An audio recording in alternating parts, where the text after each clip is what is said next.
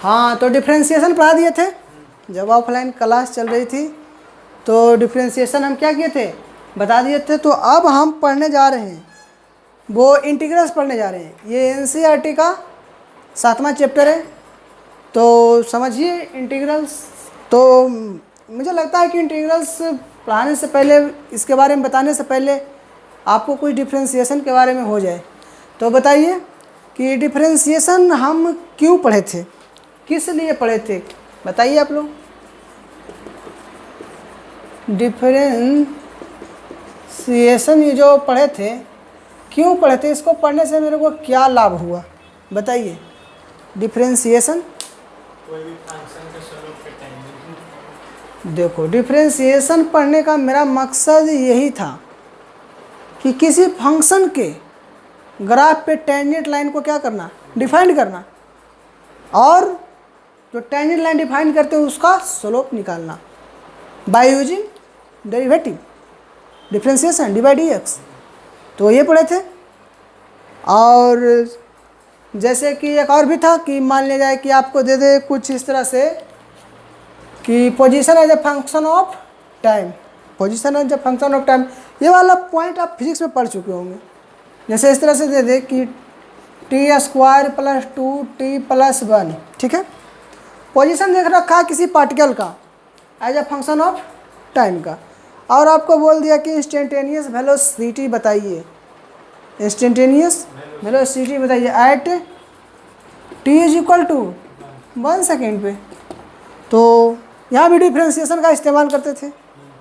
एक तो हो गया टेंजेंट लाइन डिफाइंड किए, स्लोप फाइंड किए उसी टेंजेंट का, एंड फिर मान लिया जब position as a function of time दे दिया तो यहाँ से हम इंस्टेंटेनियस वेलोसिटी भी निकाल लेते थे। कैसे, ds बाई dt कितना हो जाता था, 2t प्लस 2।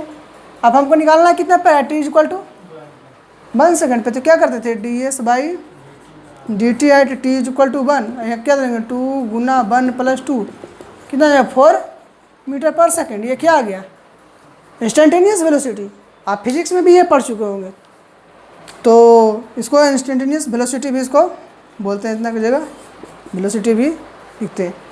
इसी तरह से अगर आपको दे दिया कि velocity as a function of time दे दिया इस तरह से कि 3t square plus 2t, 3t square plus 2t, इसमें आपको बोल दिया कि आप इंस्टेंटेनियस एक्सेलरेशन बताएं। तो क्या करते थे, कुछ नहीं, टाइम के रिस्पेक्ट में इसको डिफ्रेंशिएट कर देते थे। ये हो जाता था कितना 60 प्लस 2, और बोल देगा कि at point t equal to 2 second पे, 2 सेकेंड पे। तो क्या करते थे, dv by dt at t equal to, तो यहाँ से क्या मिल जाता था 6 इंटू 2 प्लस 2, 14 मीटर पर सेकेंड स्क्वायर, यानी कोई 14 मीटर पर सेकेंड स्क्वायर हो जाएगा, पर सेकेंड स्क्वायर। ये क्या आ गया, इसको बोलते थे क्या, इंस्टेंटेनियस एक्सेलरेशन, इंस्टेंटेनियस एक्सेलरेशन इसको हम बोलते थे।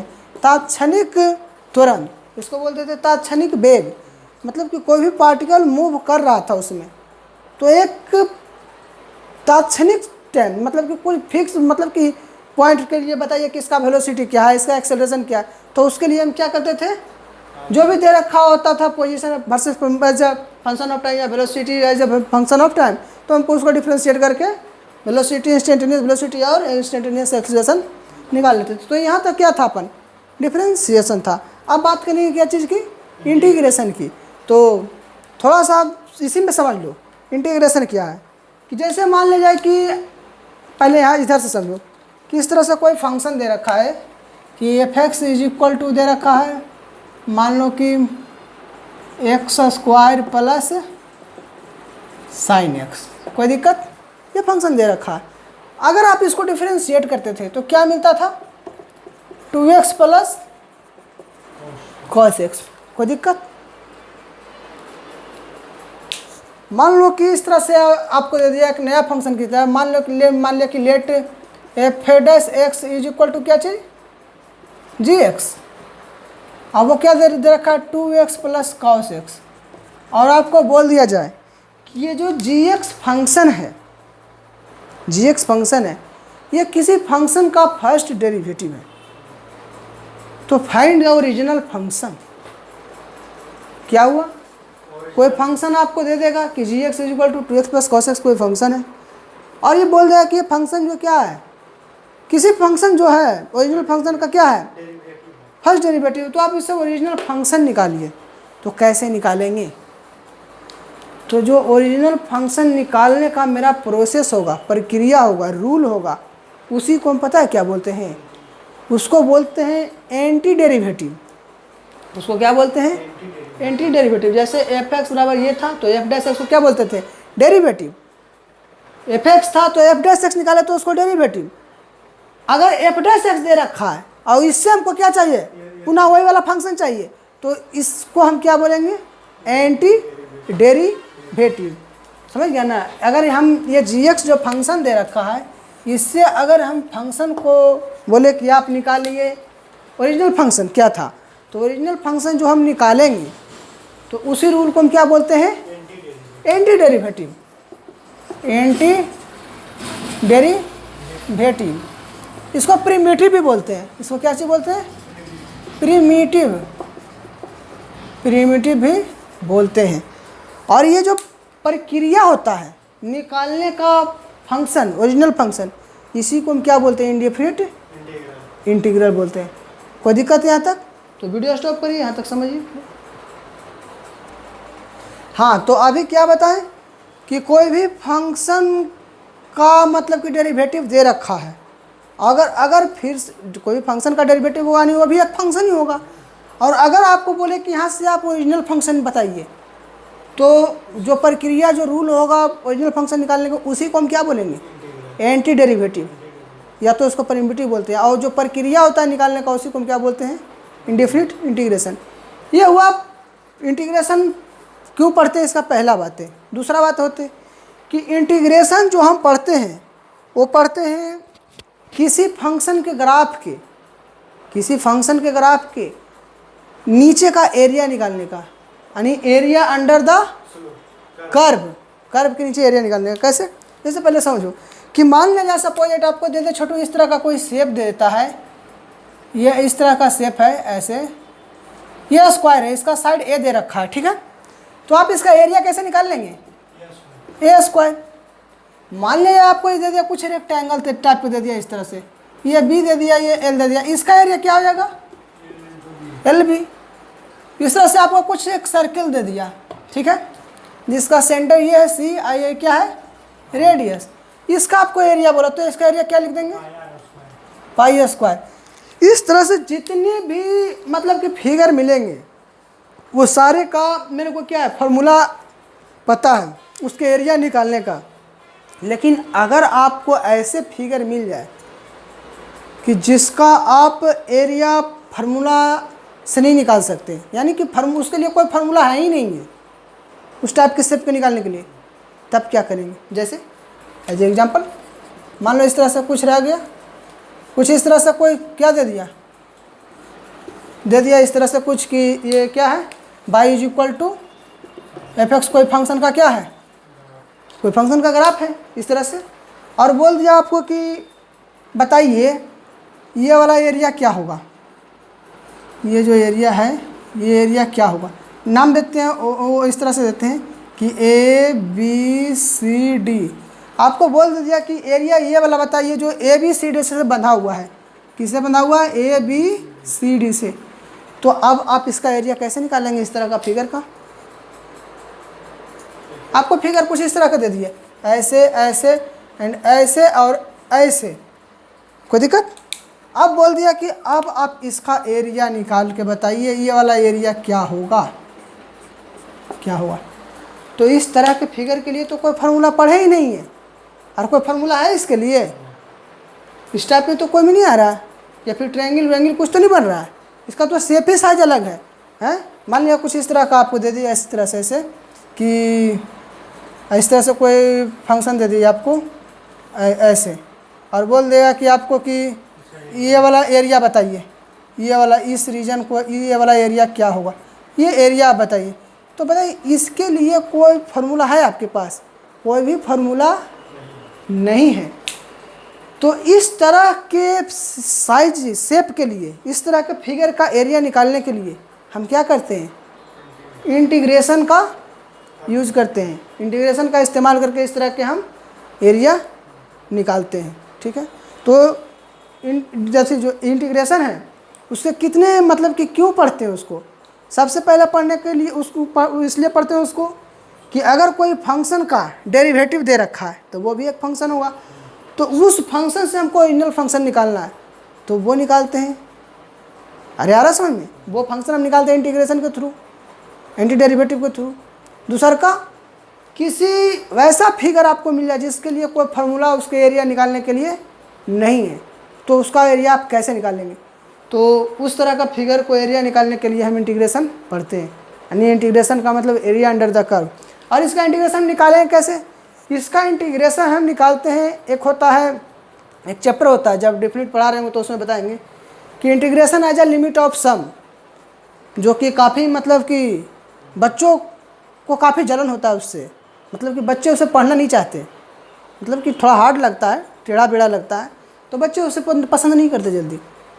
लेकिन हम इस तरह से आपको वही बताएंगे integration as a limit of sum, कि आप काफ़ी आसानी से उसको भी हैंडल कर लोगे, समझ लोगे, और उसके बाद ये एरिया भी आप लोग निकाल लोगे। जिसका लिमिटाइजेशन कमज़ोर है तो उसको एरिया अच्छे से समझ में नहीं आएगा, लेकिन हम काफ़ी अच्छे से समझाएंगे। तो यहाँ तक वीडियो स्टॉप करते हैं, आगे फिर देखो। हाँ, तो अभी जो बताएं एरिया अंडर द कर्व, जो एरिया निकालते हैं इंटीग्रेशन से, उसका इस्तेमाल हम कहाँ करेंगे, डिफिनिट इंटीग्रेशन में। ठीक है, डिफिनिट इंटीग्रेशन पढ़ने के बाद उसका एप्लीकेशन में यूज होगा। तो अब आते हैं कि जो इंडिफिनिट में इस्तेमाल करते हैं, जो है ना इंटीग्रेशन, वो दो प्रकार के होते हैं इंटीग्रल्स, एक होते हैं इंडिफिनिट, एक होते हैं डिफिनिट। तो अब हम उसके बारे में समझते हैं। तो उसका ऐसे भी हेडिंग देते हैं लोग कि, या बुक्स में भी दे रखा है कि integration as a inverse process of differentiation. उसका हेडिंग इस तरह से देते हैं कि इंटीग्रेशन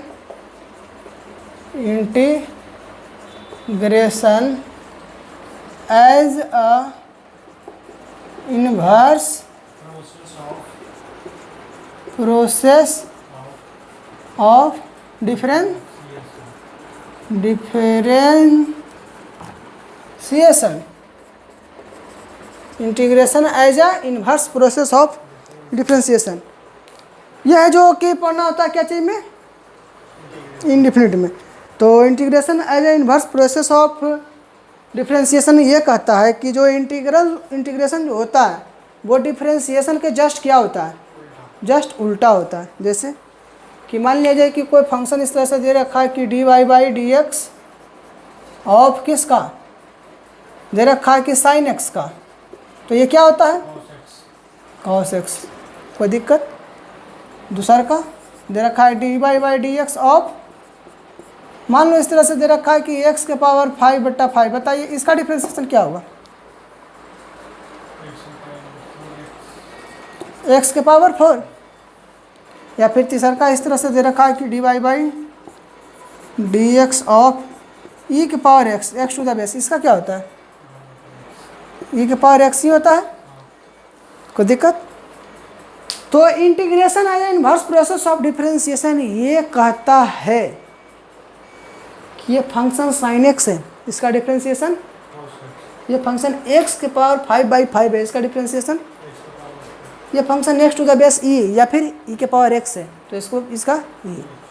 तो inverse integration as inverse process of differentiation का मतलब होता है कि अगर ये सारे फंक्शन का डिफरेंशिएशन ये है, अगर ये सारे फंक्शन का डिफरेंशिएशन ये है cos x x के पावर x, तो इसका इंटीग्रेशन जो होगा, इसका एंटी डेरिवेटिव या परिमिटिव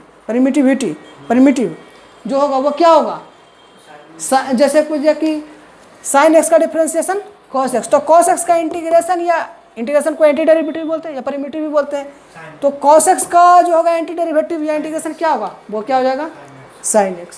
x के पावर 5/5 का डिफरेंशिएशन x पावर 4, तो x के पावर 4 का इंटीग्रेशन क्या हो जाएगा, x के पावर 5/5। e के पावर x का डिफरेंशिएशन क्या होता है एक्स, तो इसका इंटीग्रेशन भी क्या हो जाता है, ई के पावर एक्स। यही एक फंक्शन है जिसका एग्जाम्स में पूछे जाते हैं, खास करके मतलब कि जो कॉम्पिटिटिव होते हैं उस सब में, कि ऐसा फंक्शन बताओ जिसका differentiation and integration both are same. तो वो क्या है, ई के पावर एक्स, जिसका डिफ्रेंशिएशन और इंटीग्रेशन दोनों क्या होते हैं, सेम। तो यहाँ से हम ये समझें कि अगर कोई फंक्शन का डिफ्रेंशिएशन ये दे रखा है, साइन का कॉस, इसका इसका इसका इसका, तो ये सब फंक्शन का जो इंटीग्रेशन हुआ कॉस का वो क्या हो जाएगा, साइन। इसका उल्टा, इसका डिफ्रेंशिएशन इंटीग्रेशन क्या हो जाएगा, एक्स के पावर 5/5। इसका तो सेम ही रहता है, तो ये होता है, कोई दिक्कत। तो कहने का मतलब जो इंटीग्रेशन होता है वो डिफ्रेंशिएशन के जस्ट उल्टा होता है। लेकिन एक बात में समस्या आ जाता है। समस्या कहाँ आता है, जैसे कि आपको दे दो छोटू इस तरह से, पहला में एग्जांपल में देखो कि dy/dx of sine x plus 1, ध्यान से समझना है इसको। तो बताओ इसका डिफ्रेंशिएशन क्या होगा, cos x divided by dx sin x plus 1। ये है कि तोड़ेंगे इसका तो अलग अलग तोड़ेंगे तो एक का cos x है, इसका कांस्टेंट, तो जीरो हो जाएगा, यानी इसका क्या हो जाता है, cos x। अरे हम पढ़े थे ना कि कोई भी फंक्शन कांस्टेंट का डिफ्रेंशिएशन जीरो, तो एक बार लिखेंगे d sin x by dx और फिर d1/dx, तो cos x ही रह जाएगा। हाँ, तो मान लिया फिर दूसरा का बता दिया कि dy/dx ऑफ छोटू, तुमको कुछ ध्यान फ्यान नहीं है, नहीं पढ़ते होगा, तो फिर समझ में काहे नहीं आ रहा है, तुम खाली बस हवा में मत रहो। अगर दे दिया कि dy/dx of sine x plus 2, इसका डिफ्रेंशिएशन क्या हो जाएगा, इसका भी क्या हो जाएगा, cos x।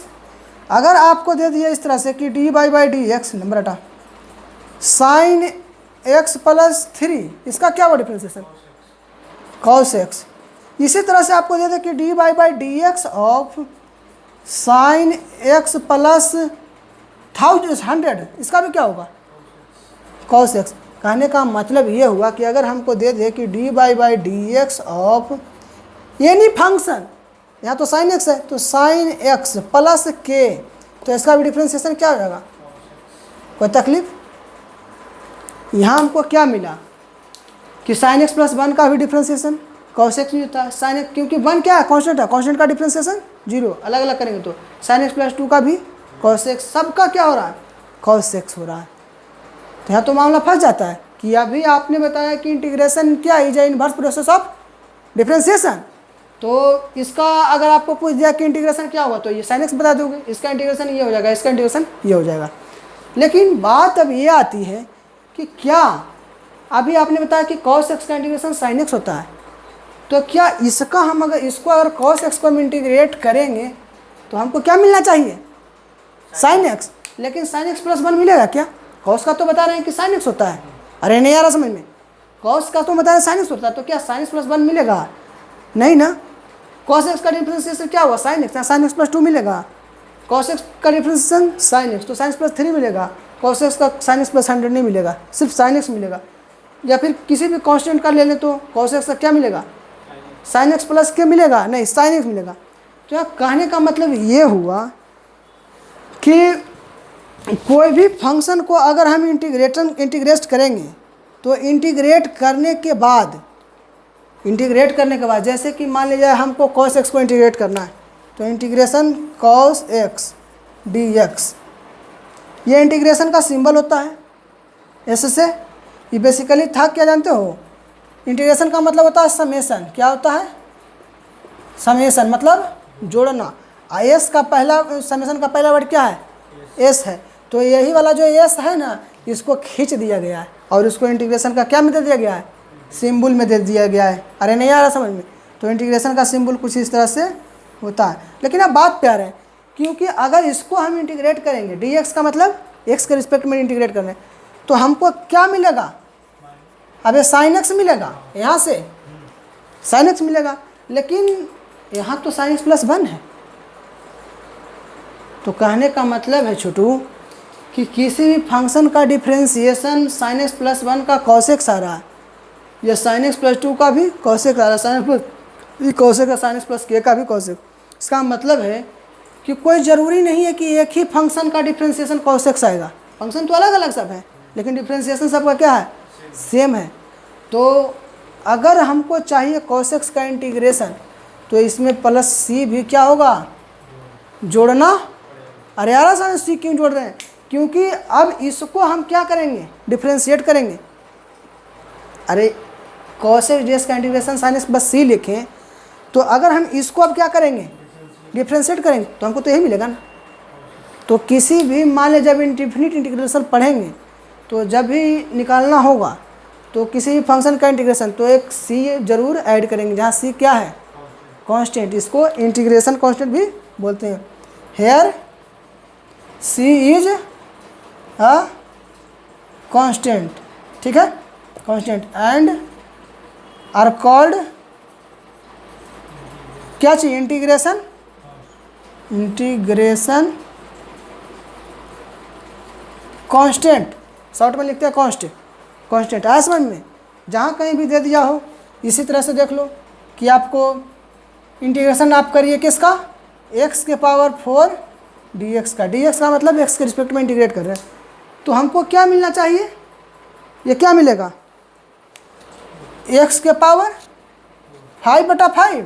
यहाँ से देखो ना, इसका डिफ्रेंशिएशन ये है, तो हम बोल रहे हैं कि इसका डिफ्रेंशिएशन ये है, तो हम बोल रहे हैं कि उस फंक्शन का फिर इंटीग्रेशन क्या होगा, ये होगा।